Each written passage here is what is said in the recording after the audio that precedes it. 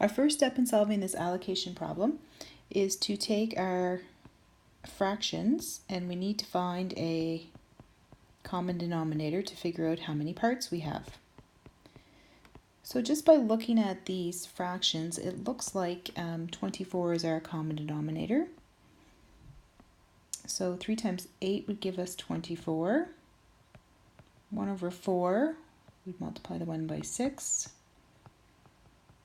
8 times 3 would give us 24, so 3 times 3 would give us 9. And then we would leave the last one as 1 to 24. That'll leave us with our new ratio of 8 to 6 to 9 to 1. Now, when we figure out the number of parts here, we're going to add our terms together, 8 plus 6 plus 9 plus 1, and that will give us 24 parts. To figure out our value per part,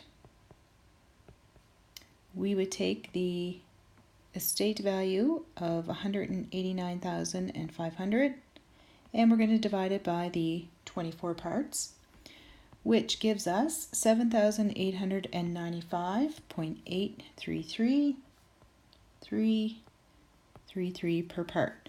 And remember, when we get here, we're going to hold on to all of our decimal places. Now, we want to go ahead and figure out what each individual ratio is going to be worth.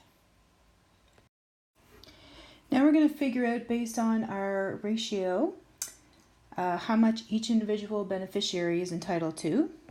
And it was 8 to 6 to 9 to 1. So for our first one, it's 8 times the value per part. And even though we're only interested in the third beneficiary, we need to figure out what each one is entitled to so we can make sure when we do answer that we have the correct answer. Second one is 6.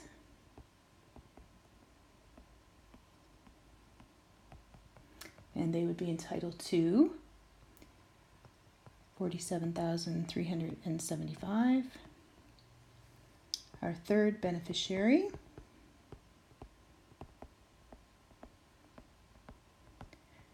would be entitled to $71,062.50. And our fourth one, entitled to 1 part, would be 7,895.83. We always want to double check this, so we're going to add these all together and they should equal the original price, which was 189,500. And now we can answer that the third beneficiary